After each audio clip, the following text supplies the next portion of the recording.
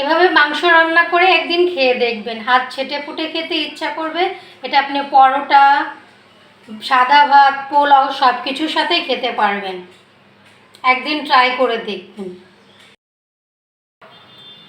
Hello everyone, আসসালামু আলাইকুম, welcome back to my channel. আমি আজকে শেয়ার করব আমি কিভাবে গরুর মাংসের লাল ভুনা করি। আমি গরুর মাংসের লাল ভুনার জন্য নিয়ে নিয়েছি গরুর মাংস ধুয়ে বেছে পরিষ্কার করে। নিয়ে নিয়েছি জিরা বাটা, ধনিয়ার গুঁড়া, আদা রসুন বাটা, হলুদের গুঁড়া, মরিচের গুঁড়া ও গরম মশলা, এগুলো সব একসাথে রেডি করে নিয়েছি।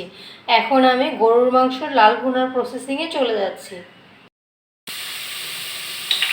চুলাতে হাঁড়ি গরম করে দিয়ে দিলাম পেঁয়াজ কুচি। এখন দিয়ে দেব পরিমাণ মতো তেল।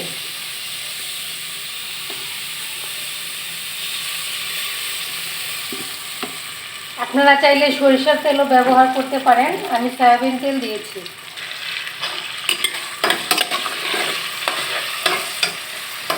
পেঁয়াজটা যেন তাড়াতাড়ি নরম হয়ে যায়, এর জন্য এর মধ্যে এখন আমি লবণ দিয়ে দেব স্বাদ মতো লবণ।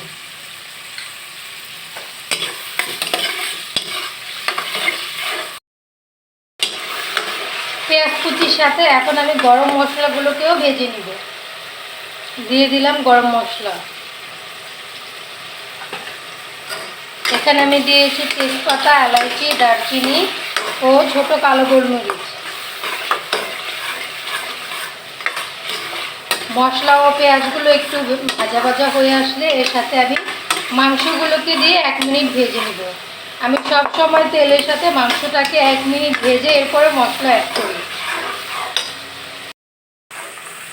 পেঁয়াজ কিছুটা ভাজা ভাজা হয়েছে, এখন আমি মাংসটাকে দিয়ে 1 মিনিট ভেজে নেব। মাংসটাকে তেলের সাথে ভেজে নিলে মাংসটা রান্নার পর থেতলে যাওয়ার সম্ভাবনা থাকে না। মাংসটাকে 1 মিনিট ভেজে আমি মশলাগুলো অ্যাড করে দিই।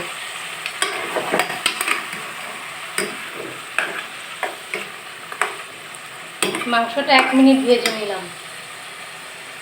এখন আমি দিয়ে দেব আদা ও রসুন বাটা,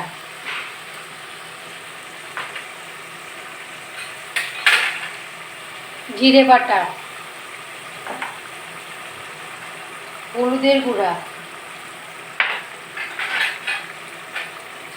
মরিচের গুঁড়া, ধনিয়া গুঁড়া। সমস্ত মশলাগুলো এখন একসাথে মিশিয়ে নেব। এখন আমি মশলার সাথে মাংসগুলোকে ভালো করে কষিয়ে নেব, যাতে কাঁচা গন্ধটা না থেকে যায় আর মাংসটার ভিতরে মশলাটা ভালো মতো মিশে যায়।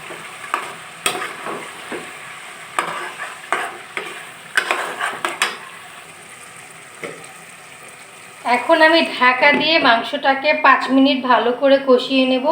এর মধ্যে 1 মিনিট পর পর নেড়ে চেড়ে দেবো, যাতে হাঁড়িতে মাংসটা লেগে না যায়, মশলা না হয় লেগে যাবে। ফিরে আসছি 5 মিনিট পর। চলে আসলাম 5 মিনিট পর। 5 মিনিট আমি মাংসটাকে 2-3 বার নেড়ে দিয়েছিলাম। আমার মাংসটা ভালো করে কষানো হয়ে গেছে। এখন আমি পানি দিয়ে দিব। মাংস সেদ্ধ হওয়ার জন্য পরিমাণ মতো পানি দিয়ে দিব। আপনারা যদি লো আঁচে রান্না করেন তাহলে এই পানিতে হয়ে যাবে, আর যদি হাই আঁচে রান্না করতে চান তাহলে আরেকটু পানি অ্যাড করে দিবেন, না হলে মাংস সেদ্ধ হবে না।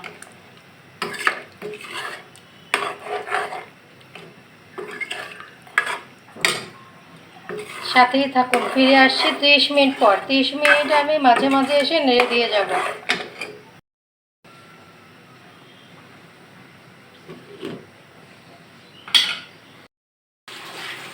আমার গরুর মাংসের লাল ভুনা 80% হয়ে এসেছে। 2 মিনিট পর জিরা গুঁড়ো দিয়ে দিব।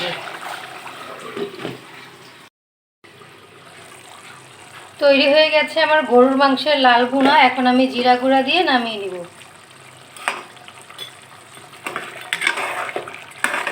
এখন আমি মাংসটাকে সার্ভ করে নেব। মাংসটাকে সার্ভ করে নিচ্ছি।